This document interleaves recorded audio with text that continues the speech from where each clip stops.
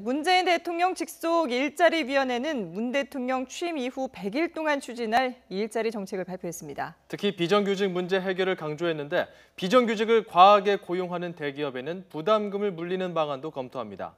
임성호 기자입니다.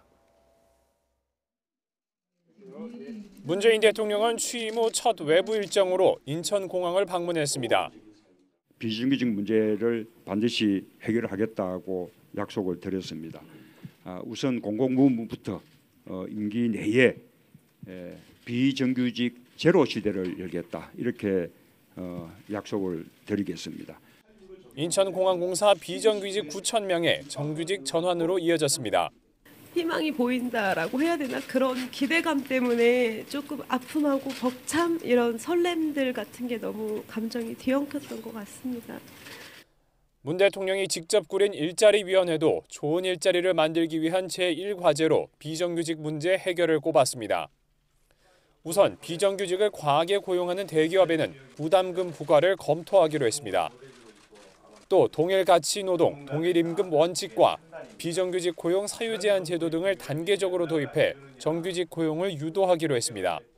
사용 사유 제한이나 부담금을 두는 제도는 국제적으로도 그렇게 많이 도입돼서 시행되고 있는 제도는 아닙니다.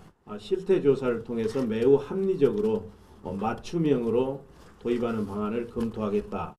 공공부문에서는 정규직 전환 지침을 마련해 내려보내고 상시적이고 국민의 생명과 안전에 관련된 분야에서는 정규직 채용을 원칙으로 하기로 했습니다. 사회서비스 분야를 중심으로 공무원 12,000명을 추가로 채용하고 공공기관 경영평가에서 일자리 창출 실적을 주요 지표로 활용하기로 했습니다. 공공기관들이 일을 하면서 나중에 내가 어떻게 평가받는다 하는 게 이제 의식이 돼야 그쪽에 이제 자원이 집중되는 것이죠. 그래서 공공기관 경영평가 편람에 일자리 지표를 강화할 것입니다. 주 68시간에서 52시간으로 근로시간을 단축하는 법 개정안도 추진하고 최저임금 위반에 대한 단속을 강화하는 등 일자리 환경 개선에도 힘을 쏟을 계획입니다. 일자리위원회는 비정규직의 정규직 전환이나 법정 근로시간 단축 등으로 중소기업과 자영업자들이 받을 수 있는 충격을 최소화하기 위한 보완책을 철저히 마련하겠다고 강조했습니다. YTN 임성호입니다.